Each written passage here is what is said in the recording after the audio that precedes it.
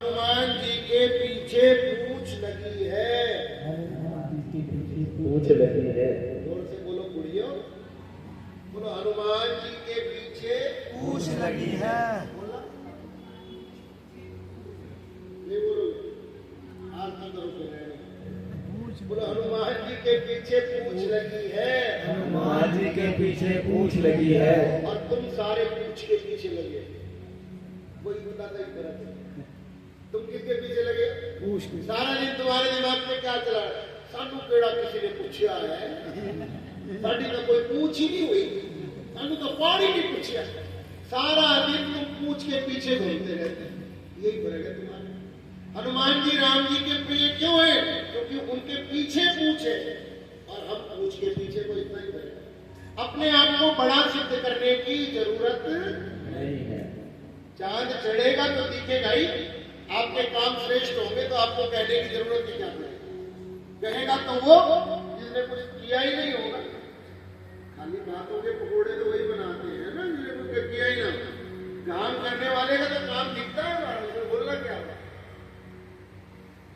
ब्रह्मा जी कहते मैं बड़ा और विष्णु जी कहते हैं कि दोनों में झगड़ा हो गया। जोर से बोलो, दोनों में झगड़ा हो गया। और वो झगड़ा इतना बढ़ गया कि दोनों मल्ल युद्ध करने लगे। मल्ल युद्ध क्या करने लगे? मल्ल युद्ध। और एक समस्या होगी। बोलो विष्णु जी पतले थे और ब्रह्मा जी तगड़े थे। और दोनों में क्या हो गया? मल्ल युद्ध मतलब कुश्ती, पहलवान वाला। लेकिन खाली मोटा होने से कुछ नहीं होता।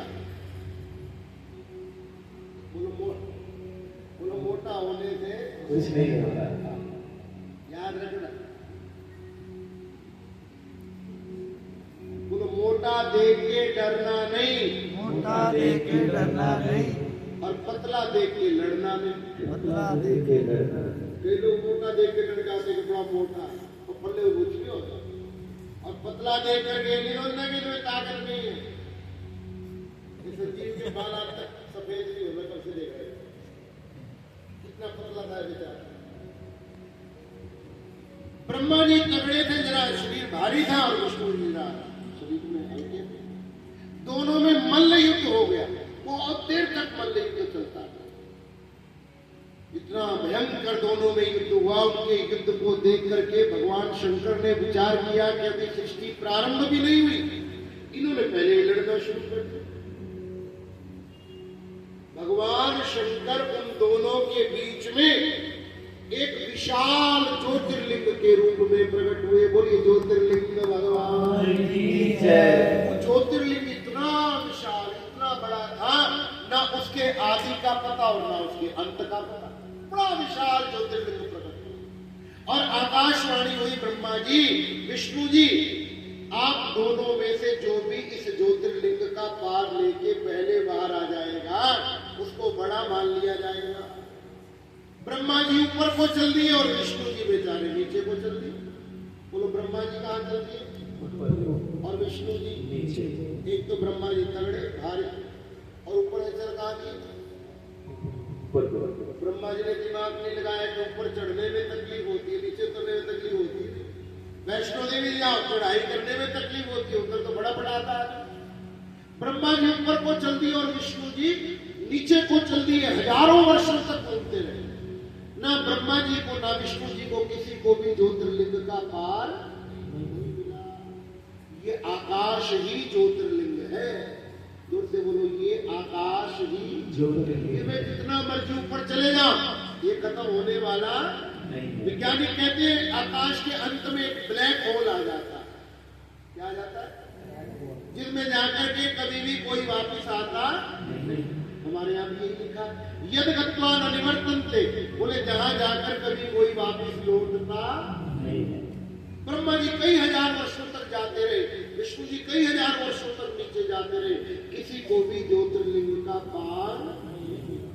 बोलो जिस दिन ज्योतिर्लिंग प्रकट हुआ था, जिस दिन ज्योतिर्लिंग प्रकट हुआ उसी दिन को हमारे शास्त्रों में पुराणों में शिवरात्रि कहा गया है। जोर से बोलो, उसी को क्या क्या कहा गया है? शिवरात्रि। आपके पंजाब में मैंने कई बार देखा है शिवरात्रि क्यों मनाते हैं। किसी से पूछो कि आज क्या हुआ था, कहेंगे शिव जी का और पार्वती का ब्याह हुआ था। क्या कहते हैं? शिव जी का और पार्वती का विवाह हुआ। ना, शिव पुराण में ऐसा नहीं लिखा है। शिव और पार्वती का जो विवाह हुआ था वो मार्गशीर्ष के महीने में हुआ था। कौन से महीने? मार्गशीर्ष। इसको कहते हैं मार्गशीर्ष, पंजाबी में कहते हैं मंगसर। कार्तिक के बाद जो महीना आता है ना अगहन में, उसको मार्गशीर्ष। इस महीने में भगवान कृष्ण ने अर्जुन को गीता सुनाई थी। गीता जयंती आती है ना, भगवान शिव का विवाह मार्गशीर्ष के महीने में कृष्ण पक्ष की चतुर्दशी को हुआ और शिवरात्रि हम फागुन के महीने में मनाते हैं। शिव महापुराण में लिखा है कि जिस दिन ज्योतिर्लिंग प्रकट हुआ था उसी दिन शिवरात्रि मनाई जाती है। बोलो शंकर भगवान की जय। एक बार जोर से बोल दो, हर हर